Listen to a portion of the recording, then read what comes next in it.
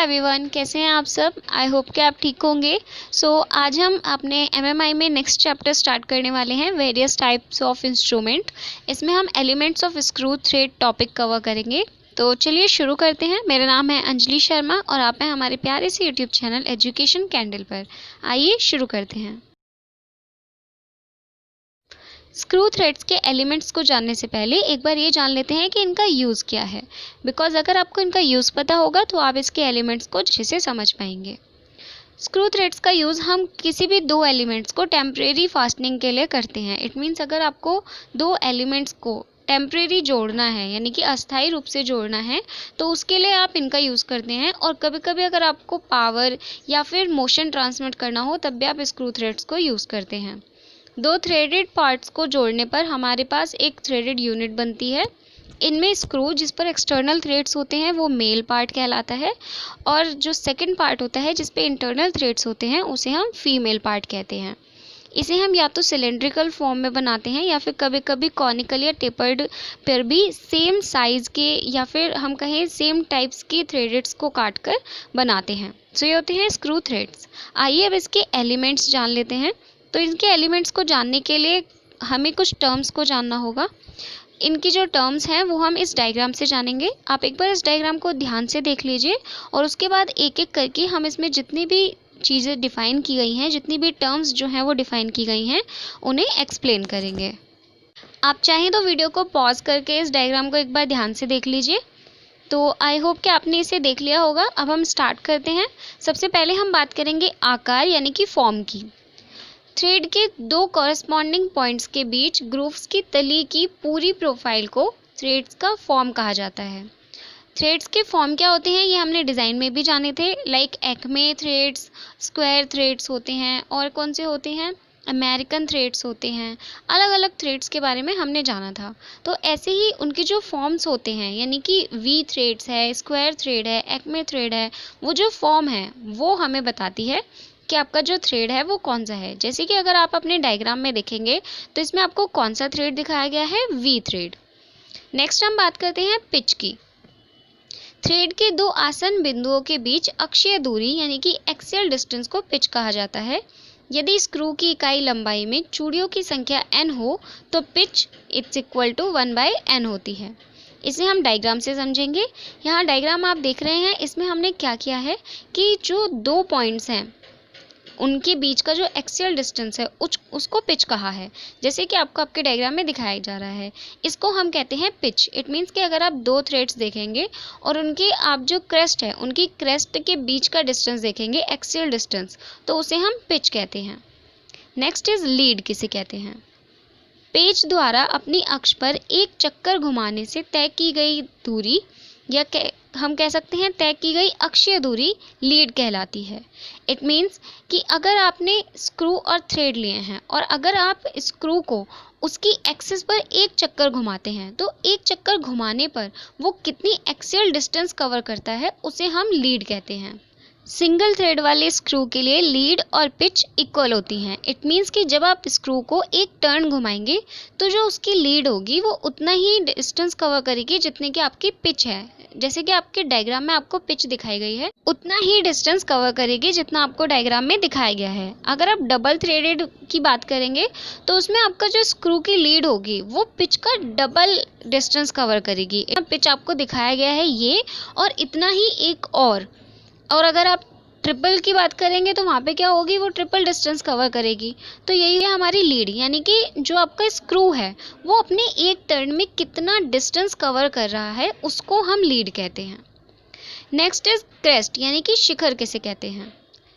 Thread का सर्वोच्च बिंदु शिखर कहलाता है। इट मीन्स कि जो आपके थ्रेड्स होते हैं उनका जो हाईएस्ट पॉइंट होगा उसे हम कहते हैं क्रेस्ट। आपके डायग्राम में ये पॉइंट जो है ये है क्रेस्ट। थ्रेड की ऊपर उठती हुई ढलान या स्लोप यहीं से आरंभ होती है। जैसे कि आपको आपके डायग्राम में दिखाया गया है कि ये जो आपका क्रेस्ट है इससे क्या होगी कि थ्रेड की जो ऊपरी उठती हुई ढलान होगी ना, जो ऊपर उठता हुआ स्लोप है आपका, वो यहीं से स्टार्ट है। ये तो आपको डायग्राम से भी पता चल रहा है। देन रूट यानी कि मूल या जड़ किसे कहते हैं। थ्रेड का सबसे निचला बिंदु रूट कहलाता है। जैसे कि सबसे हाईएस्ट पॉइंट जो है वो क्रेस्ट कहलाता है, ऐसे ही उसका जो सबसे लोएस्ट पॉइंट होता है उसे हम कहते हैं रूट। थ्रेड की ऊपरी उठती हुई ढलान यहीं से आरंभ होती है। इट मीन्स कि थ्रेड की जो ऊपर उठेगी ढलान वो यहीं से स्टार्ट होगी। तो इन दोनों में जो डिफरेंस है वो बहुत ही सिंपल सा है कि जो हाईएस्ट पॉइंट होगा उसे हम क्रेस्ट कहेंगे और जो लोएस्ट पॉइंट होगा उसे हम रूट कहेंगे। Next, flank. थ्रेड के क्रेस्ट और रूट को मिलाने वाली सीधी कोर फ्लैंक कहलाती है। जैसे कि आपको आपके डायग्राम में दिखाया जा रहा है, क्रेस्ट और रूट ये दोनों हैं, इन दोनों पॉइंट्स को आपस में जो सीधी लाइन मिला रही है उसे हम फ्लैंक कहते हैं। सिंपल है। आगे बढ़ते हैं, एंगल ऑफ थ्रेड। थ्रेड के फ्लैंक के बीच का कोण थ्रेड का कोण यानी कि एंगल ऑफ थ्रेड कहलाता है। ये भी आपको डायग्राम से डिफाइन हो रहा है कि आपके जो थ्रेड्स हैं उनके जो फ्लैंक्स हैं, यानी कि अगर आप एक थ्रेड की बात करेंगे तो वो क्या होगा, अगर आप इस डायग्राम में देखेंगे तो इससे आपको ये पॉइंट दिख रहा होगा, ये जो मैं आपको एरिया दिखा रही हूँ यहाँ पे, ये क्या होगा कि आपके यहाँ पे थ्रेड्स हम देख रहे हैं। एक वी थ्रेड कितने फ्लैंक्स से मिलके बना है, 2 फ्लैंक से, और वो 2 फ्लैंक के बीच में कितना एंगल है, उस एंगल को हम कहते हैं angle of thread. Next is major diameter. Screw thread का मैक्सिमम डायामीटर मेजर डायामीटर कहलाता है। इसे एक्सटर्नल डायामीटर या क्रेस्ट डायामीटर भी कहा जाता है। अब डायग्राम पे आते हैं। इस डायग्राम में आपको मेजर डायामीटर दिखाया गया है। मेजर डायामीटर क्या है, इसको हमने क्रेस्ट डायामीटर भी कहा है। तो ऐसा क्यों कहा है कि जो क्रेस्ट है उसका जो डायामीटर होगा उसे हम कहते हैं मेजर डायामीटर। इट मीन्स कि जब आप अपने थ्रेड्स देखेंगे तो उसमें क्या होगा, एक अपर क्रेस्ट होगा और एक लोअर क्रेस्ट होगा, या फिर आप कह सकते हैं कॉरेस्पॉन्डिंग जो होंगे हमारे क्रेस्ट, उनके बीच का जो डिस्टेंस होता है उसे हम कहते हैं मेजर डायामीटर। अब आते हैं माइनर डायामीटर में। तो माइनर डायामीटर क्या है, थ्रेड का मिनिमम डायामीटर हम माइनर डायामीटर कहते हैं। इसे रूट डायामीटर भी कहा जाता है। अब जैसे कि आपका जो मेजर डायामीटर था उसे क्रेस्ट डायामीटर कहा गया था, तो उसका क्या मतलब था कि जो 2 कॉरेस्पॉन्डिंग क्रेस्ट हैं उनके बीच का डिस्टेंस जो है वो मेजर डायामीटर है। ऐसे ही अगर हमने इसे रूट डायामीटर कहा है तो इसका क्या मीन्स होगा कि जो आपके 2 कॉरेस्पॉन्डिंग रूट्स होंगे उनके बीच का जो डिस्टेंस होगा उसे हम कहेंगे minor diameter. Next is effective diameter या फिर प्रभावी व्यास। ये मैक्सिमम डायामीटर और मिनिमम डायामीटर के बीच एक इमेजिनरी डायामीटर होता है, यानी कि एक काल्पनिक डायामीटर होता है। इसे पिच डायामीटर भी कहा जाता है। इट मीन्स आपका जो इफेक्टिव डायामीटर है उसे हम पिच डायामीटर भी कह सकते हैं। आइए इसे डायग्राम में देख लेते हैं कि पिच डायामीटर क्या है। तो जैसे कि आप जानते हैं कि जो आपका मेजर डायामीटर है वो क्या होता है, क्रेस्ट से उसके दूसरे क्रेस्ट तक का, यानी कि 2 कॉरेस्पॉन्डिंग जो क्रेस्ट होते हैं उनके बीच का डायामीटर। और रूट डायामीटर क्या होता है, इट मीन्स कि जो माइनर डायामीटर है वो क्या होता है, वो होता है रूट से रूट तक के बीच का डिस्टेंस, यानी कि 2 कॉरेस्पॉन्डिंग पॉइंट्स जो होते हैं, रूट्स जो होते हैं उनके बीच का डिस्टेंस। ऐसे ही हमारा जो पिच डायामीटर होता है वो क्या होता है कि जो आपकी पिच लाइन होती है उससे जो दूसरी पिच लाइन है, यानी कि कॉरेस्पॉन्डिंग जो लाइन है उनके बीच का डिस्टेंस, उसे हम कहते हैं pitch diameter. Next is depth of thread, यानी कि थ्रेड की गहराई, चूड़ी की गहराई।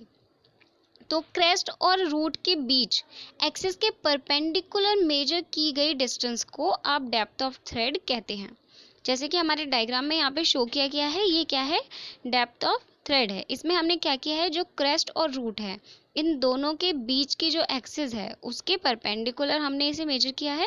ये क्रेस्ट की है एक्सिस और ये रूट की है, तो इन दोनों के बीच में हमने क्या किया है, इनके परपेंडिकुलर मेजरमेंट की है, तो इसी को हम कहते हैं डेप्थ ऑफ थ्रेड।